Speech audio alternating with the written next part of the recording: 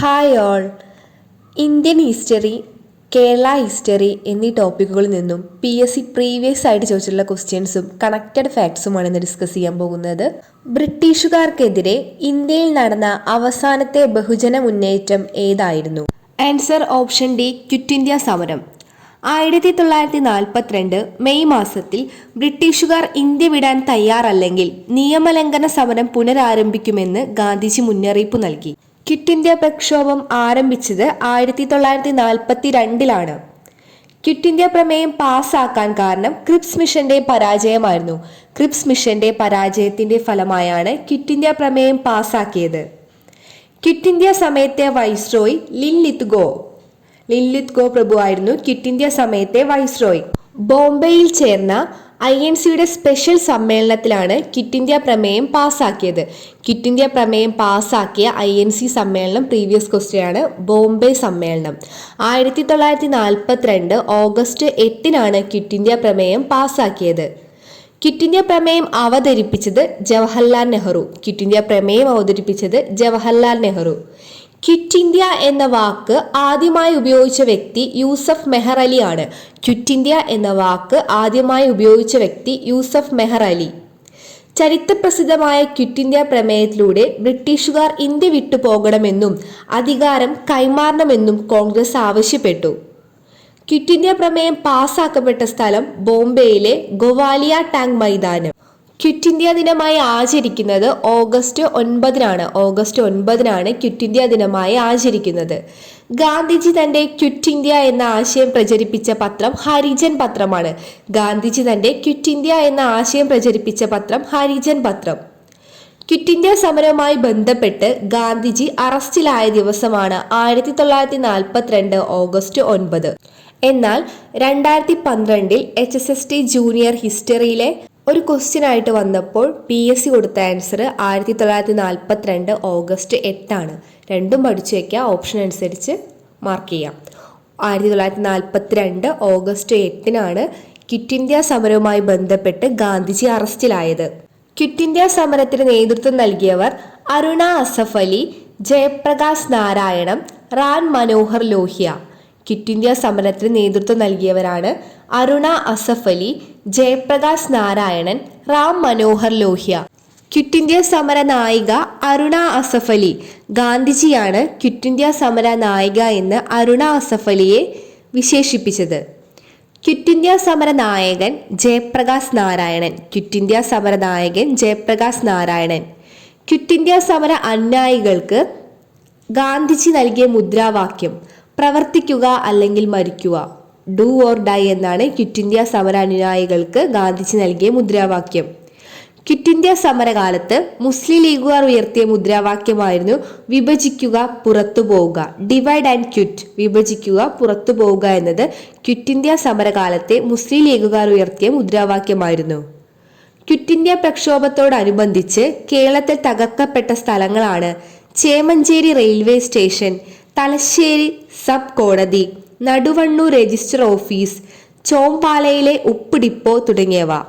Quit India പ്രക്ഷോഭവുമായി ബന്ധപ്പെട്ട് കേരളത്തിൽ തകർക്കപ്പെട്ട സ്ഥലങ്ങളാണ് Chemancheri railway station, Thalassery sub കോടതി, നടുവണ്ണൂർ രജിസ്റ്റർ ഓഫീസ്, ചോംപാലയിലെ ഉപ്പ് ഡിപ്പോ തുടങ്ങിയവ. ക്വിറ്റ് ഇന്ത്യ സമരവുമായി ബന്ധപ്പെട്ട് മലബാറിൽ നടന്ന പ്രക്ഷോഭമാണ് Keezhariyur bomb case. Quit India സമരവുമായി ബന്ധപ്പെട്ട് മലബാറിൽ നടന്ന പ്രക്ഷോഭമാണ് Keezhariyur bomb case. Quit India സമരകാലത്ത് വധിക്കപ്പെട്ട സ്വാതന്ത്ര്യ സമര സേനാനിയായിരുന്ന വനിത മാതംഗിനി ഹസ്ര. മാതംഗിനി ഹസ്രയാണ് ക്വിറ്റ് ഇന്ത്യ സമരകാലത്ത് വധിക്കപ്പെട്ട സ്വാതന്ത്ര്യ സമര സേനാനിയായിരുന്ന വനിത. ക്വിറ്റ് ഇന്ത്യ സമരവുമായി ബന്ധപ്പെട്ട് ഗാന്ധിജിയെ തടവിലാക്കിയ പൂനെയിലെ കൊട്ടാരം ആഗാഖാൻ കൊട്ടാരം. ക്വിറ്റ് ഇന്ത്യ സമരവുമായി ബന്ധപ്പെട്ട് ഗാന്ധിജിയെ തടവിലാക്കിയ പൂനെയിലെ കൊട്ടാരമാണ് ആഗാഖാൻ കൊട്ടാരം. Quit India സമരകാലത്തെ Congress president Maulana Abdul Kalam Azad. Quit India സമരകാലത്തെ Congress president Maulana Abdul Kalam Azad. Indian സ്വാതന്ത്ര്യ സമര ചരിത്രത്തിലെ അവസാനത്തെ ബഹുജന മുന്നേറ്റം എന്നറിയപ്പെടുന്നത് ക്വിറ്റ് ഇന്ത്യ പ്രക്ഷോഭമാണ്.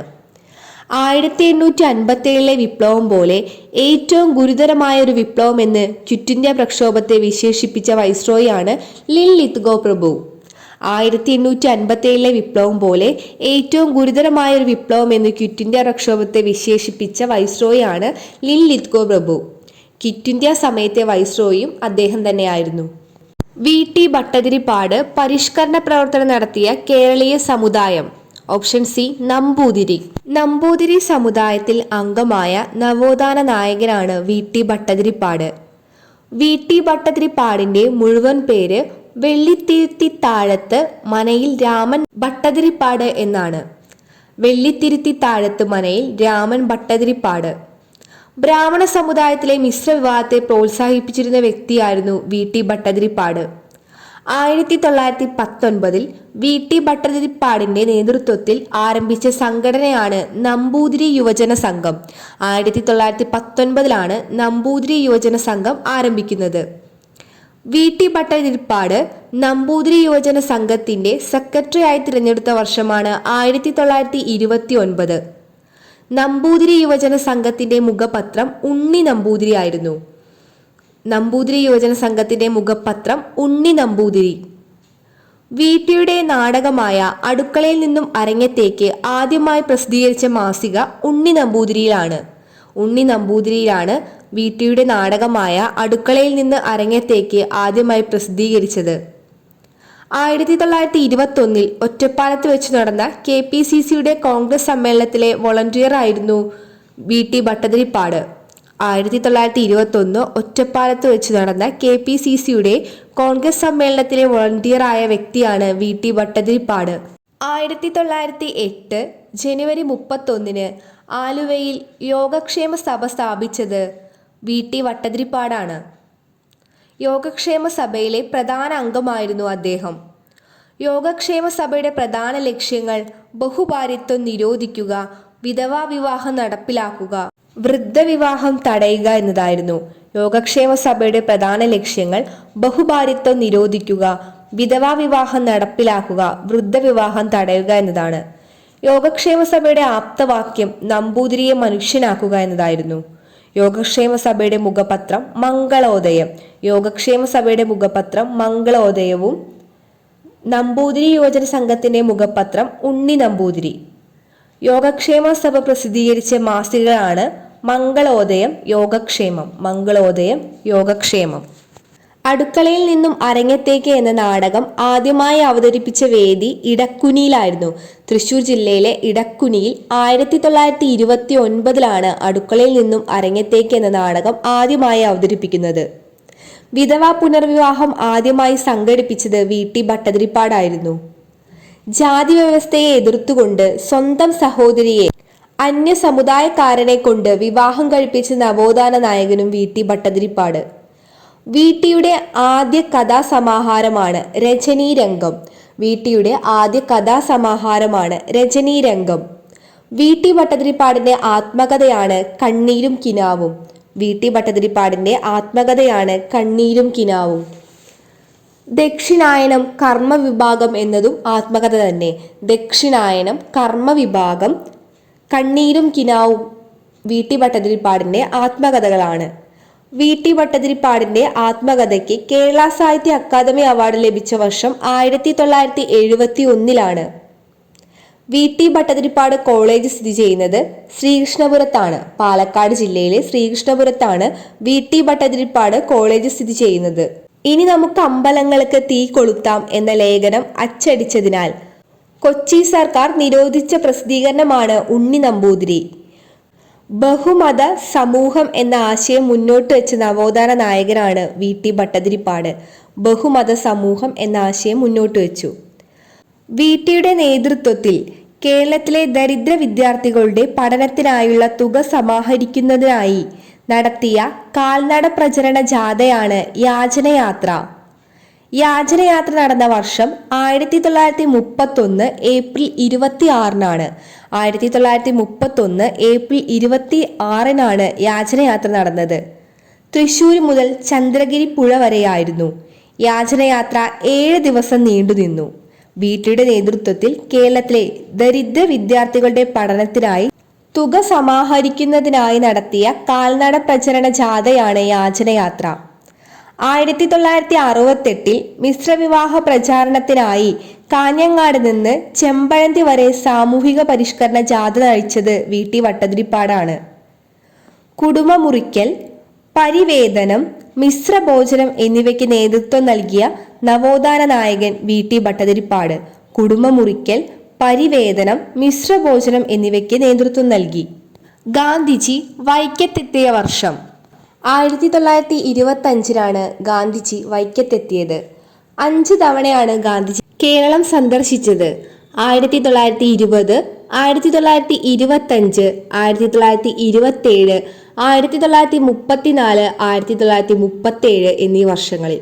1920, 25, 27, 34, 37.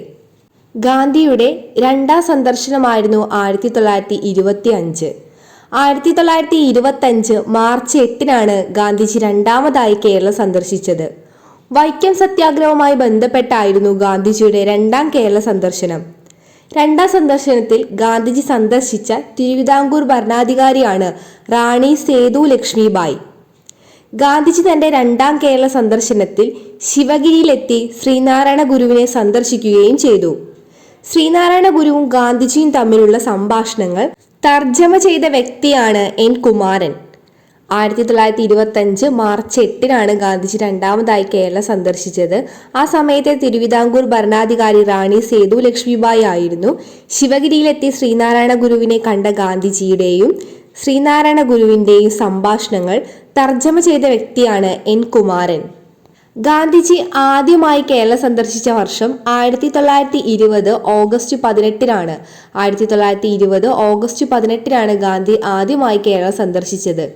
നിസ്സഹകരണ പ്രസ്ഥാനത്തിന്റെ ദേശീയ തലത്തിലുള്ള പ്രചാരണത്തിനായിട്ടാണ് ഗാന്ധിജി ആദ്യമായി കേരളം സന്ദർശിക്കുന്നത്. ഖിലാഫത്ത് പ്രസ്ഥാനത്തിന്റെ പ്രചരണാർത്ഥവുമായിരുന്നു. ഗാന്ധിയുടെ ആദ്യ സന്ദർശനത്തിലെ പ്രസംഗം മലയാളത്തിലേക്ക് തർജ്ജമ ചെയ്ത വ്യക്തി എൻ മാധവൻ നായരായിരുന്നു. 1927 ഒക്ടോബർ 9 ഗാന്ധിജി മൂന്നാമതായി കേരളം സന്ദർശിക്കുന്നത്. തൃശൂരിലെ വിവേകോദയം വിദ്യാലയം സന്ദർശിച്ചതും ഗാന്ധിയുടെ പ്രചാരണത്തിൽ പങ്കെടുത്തതും അദ്ദേഹത്തിന്റെ മൂന്നാമത് കേരള സന്ദർശനത്തിലാണ്.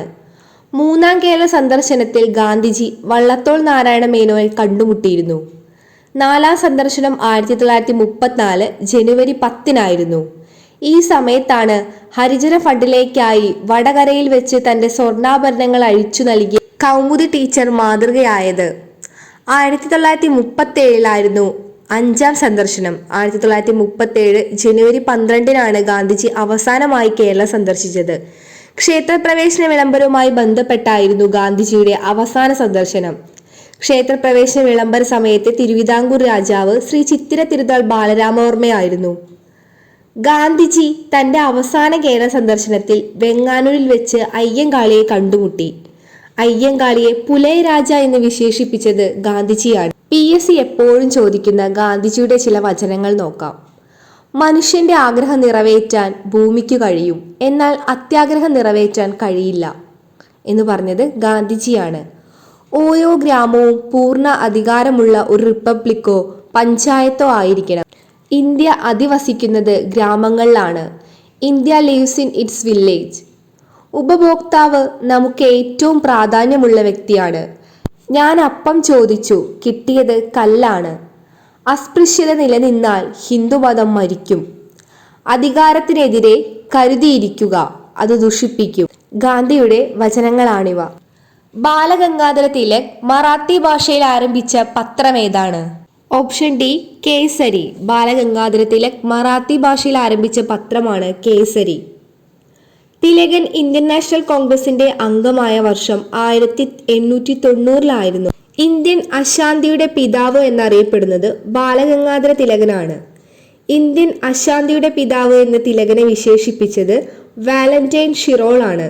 മഹാരാഷ്ട്രയിൽ നികുതി നിസ്സഹകരണ സമരം നടത്തിയ നേതാവ് ബാലഗംഗാധര തിലകനാണ്.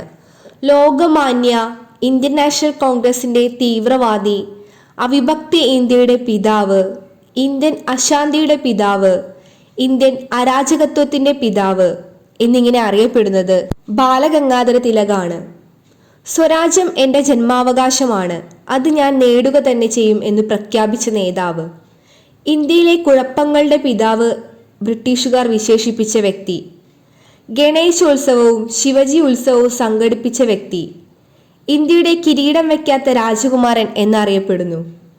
ഇന്ത്യൻ നാഷണൽ കോൺഗ്രസിന്റെ വാർഷിക സമ്മേളനത്തെ അവധിക്കാല വിനോദ പരിപാടികൾ എന്ന് വിശേഷിപ്പിച്ചു.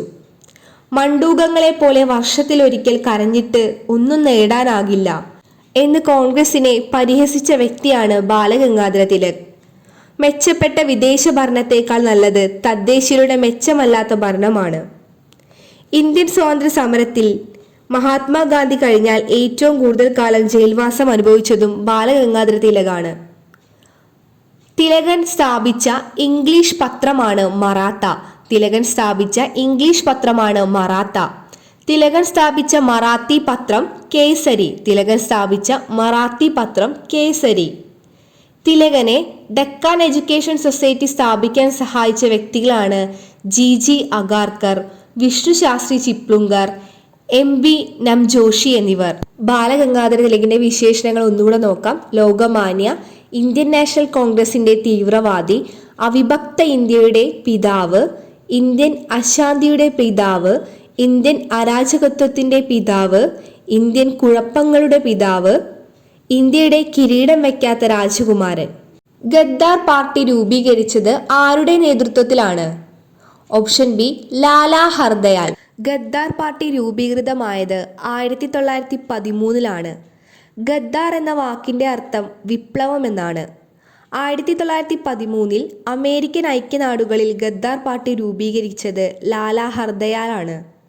ഗദ്ദാർ പാർട്ടിയുടെ ആസ്ഥാനം സ്ഥിതി ചെയ്യുന്നത് സാൻ ഫ്രാൻസിസ്കോയിലാണ്. ഗദ്ദാർ പാർട്ടിയുടെ സ്ഥാപക നേതാക്കൾ ലാലാ ഹർദയാൽ, കർത്താർ സിംഗ് സാരഭ, റാഷ് ബിഹാരി ബോസ്, സോഹൻ സിംഗ് ബക്ന എന്നിവരായിരുന്നു. ഗദ്ദാർ പാർട്ടി ആദ്യം അറിയപ്പെട്ടിരുന്നത് പസഫിക് കോസ്റ്റ് ഹിന്ദുസ്ഥാൻ അസോസിയേഷൻ എന്നായിരുന്നു.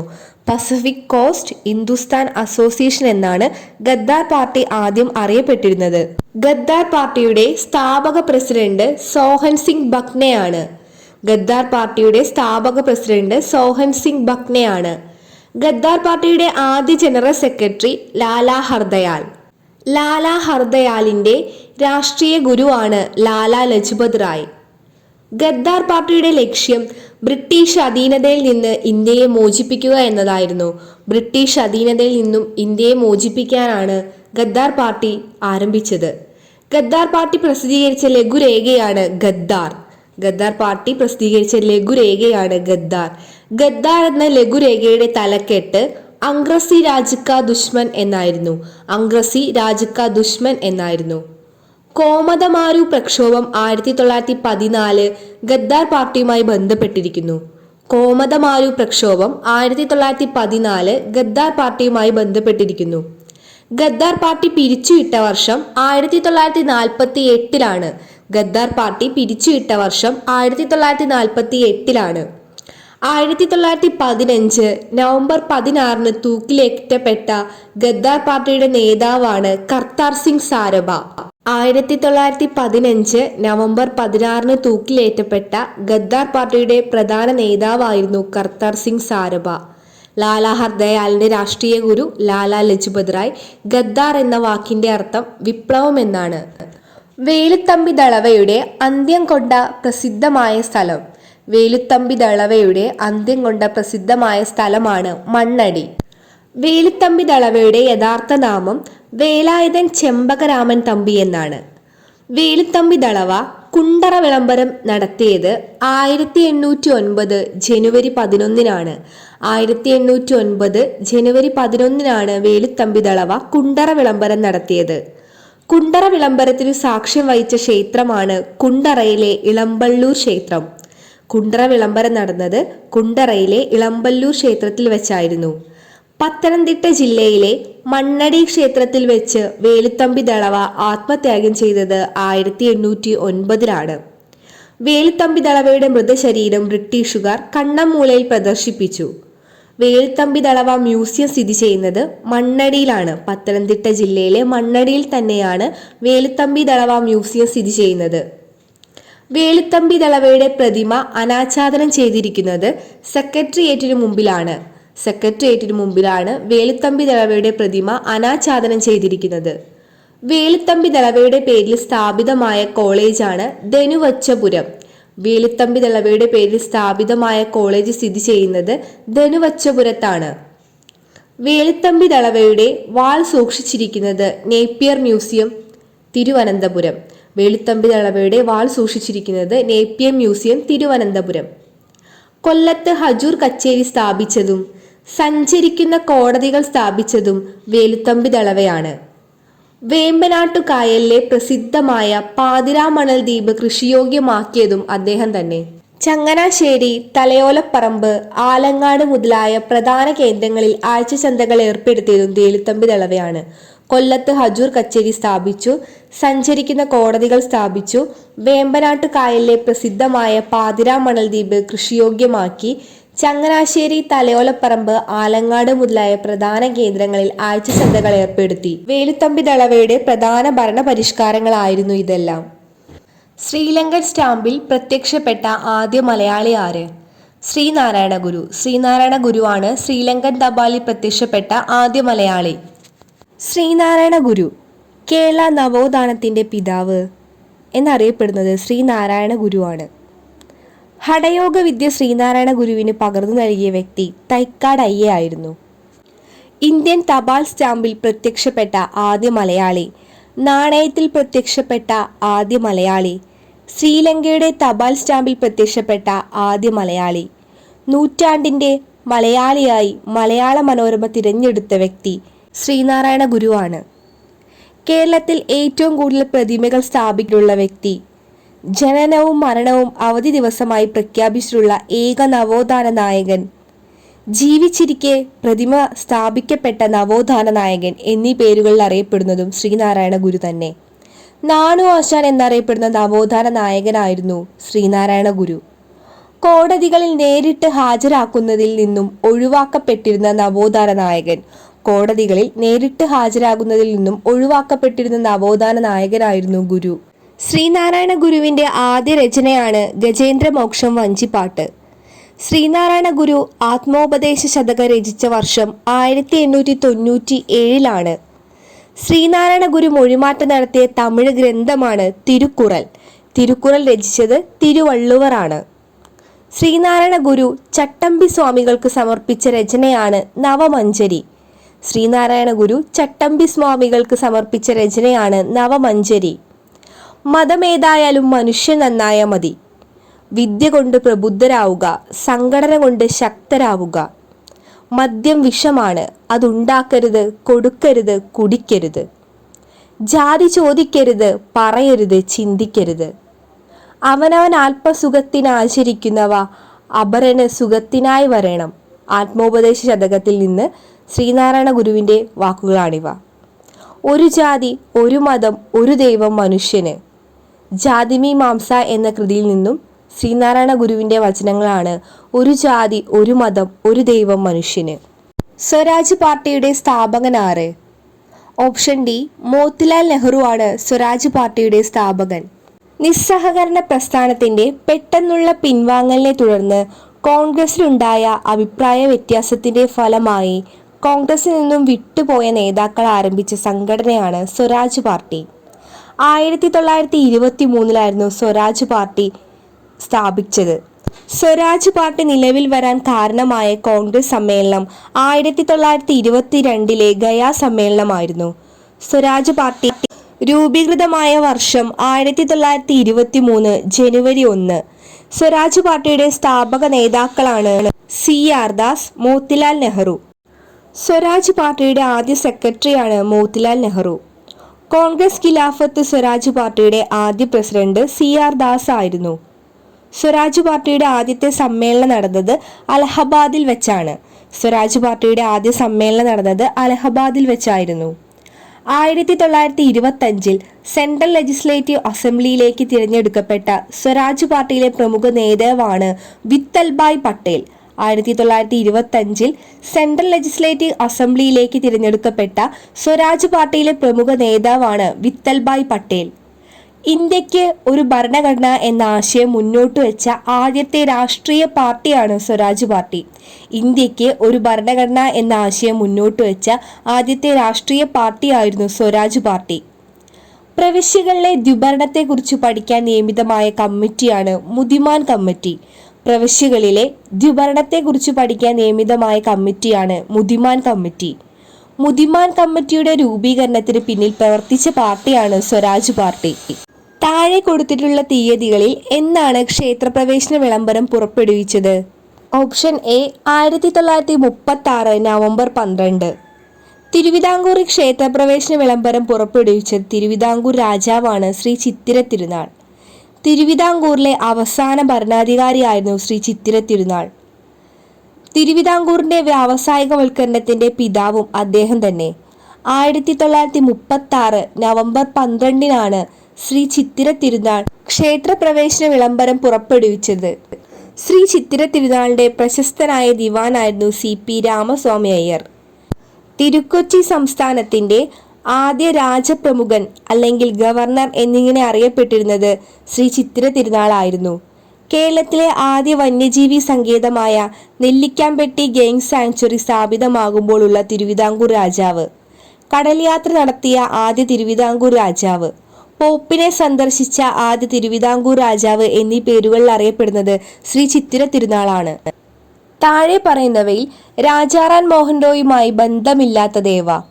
സതി എന്ന ദുരാചാരത്തെ ശക്തമായി എതിർത്തു. ബ്രഹ്മസമാജം സ്ഥാപിച്ചു. സ്ത്രീകളുടെ പദവി ഉയർത്തുന്നതിനായി അവർക്ക് സ്വത്തിനുമേൽ അവകാശം നൽകണമെന്ന് വാദിച്ചു. ഒഡീഷയിൽ ജനിച്ചു. ഓപ്ഷൻ ബി 4 മാത്രമാണ് തെറ്റായിട്ടുള്ള ഓപ്ഷൻ. ഒഡീഷയിൽ ജനിച്ചു എന്നുള്ള സ്റ്റേറ്റ്മെന്റ് ആണ് തെറ്റായിട്ടുള്ളത്. ബാക്കി 3 സ്റ്റേറ്റ്മെന്റും രാജാറാം മോഹൻ റോയുമായി ബന്ധമുള്ളവയാണ്. രാജാറാം മോഹൻ റോയ് പശ്ചിമ ബംഗാളിലെ രാധാനഗറിലാണ് ജനിച്ചത്. ഇന്ത്യൻ നവോത്ഥാനത്തിന്റെ പിതാവ് എന്ന് രാജാറാം മോഹൻ റോയിയെ വിശേഷിപ്പിച്ചത് രവീന്ദ്രനാഥോ ടാഗോർ ആയിരുന്നു. ഇന്ത്യൻ മതപുനരുദ്ധാരണത്തിന്റെ അപ്പോസ്തലൻ എന്ന് രാജാറാം മോഹൻ റോയിയെ വിശേഷിപ്പിച്ചത് സുഭാഷ് ചന്ദ്രബോസ്. രാജാറാം മോഹൻ റോയ്ക്ക് രാജ എന്ന ബഹുമതി നൽകിയ മുഗൾ രാജാവാണ് അക്ബർ ഷാ രണ്ടാമൻ. രാജാറാം മോഹൻ റോയ്ക്ക് രാജ എന്ന ബഹുമതി നൽകിയ മുഗൾ രാജാവായിരുന്നു അക്ബർ ഷാ രണ്ടാമൻ. അക്ബർ ഷാ രണ്ടാമന്റെ പ്രതിനിധിയായാണ് രാജാറാം മോഹൻ റോയ് ഇംഗ്ലണ്ട് സന്ദർശിച്ചത്. ബ്രഹ്മസമാജ സ്ഥാപകനാണ് രാജാറാം മോഹൻ റോയ്. 1828 ഓഗസ്റ്റ് 20 ബ്രഹ്മസമാജം സ്ഥാപിക്കുന്നത്. ബ്രഹ്മസമാജം ആദ്യകാലങ്ങളിൽ അറിയപ്പെട്ടിരുന്നത് ബ്രഹ്മസഭ എന്നായിരുന്നു. രാജാറാം മോഹൻ റോയ് ബംഗാളി ഭാഷയിൽ ആരംഭിച്ച പത്രമാണ് സംവാദ് കൗമുദി. ഇന്ത്യൻ നവോത്ഥാനത്തിന്റെ പിതാവ്, ഇന്ത്യൻ ദേശീയ പത്രപ്രവർത്തനത്തിന്റെ സ്ഥാപകൻ, ഇന്ത്യൻ ആധുനിക വിദ്യാഭ്യാസത്തിന്റെ ആദ്യ പ്രവാചകൻ, ആധുനിക ഭാരതത്തിന്റെ ആദ്യ നവോത്ഥാന നായകൻ, ഇംഗ്ലണ്ട് സന്ദർശിച്ച ആദ്യ ഇന്ത്യക്കാരൻ, ഈസ്റ്റ് ഇന്ത്യ കമ്പനിയുടെ കീഴിൽ ഗുമസ്തനായി സേവനമനുഷ്ഠിച്ച നവോത്ഥാന നായകൻ എന്നീ പേരുകളിൽ അറിയപ്പെടുന്നത് രാജാറാം മോഹൻ റോയ് ആണ്. ജാതി സമ്പ്രദായമാണ് ഇന്ത്യക്കാർക്കിടയിലെ അനൈക്യത്തിന്റെ ഉറവിടമെന്നു പറഞ്ഞത് അദ്ദേഹമാണ്. തന്റെ ആശയങ്ങൾക്കുള്ള പ്രചരണാർത്ഥം രാജാറാം മോഹൻ റോയ് വില്യം ആഡംസിനൊപ്പം സ്ഥാപിച്ച സംഘടനയാണ് യുണൈറ്റഡ് അസോസിയേഷൻ.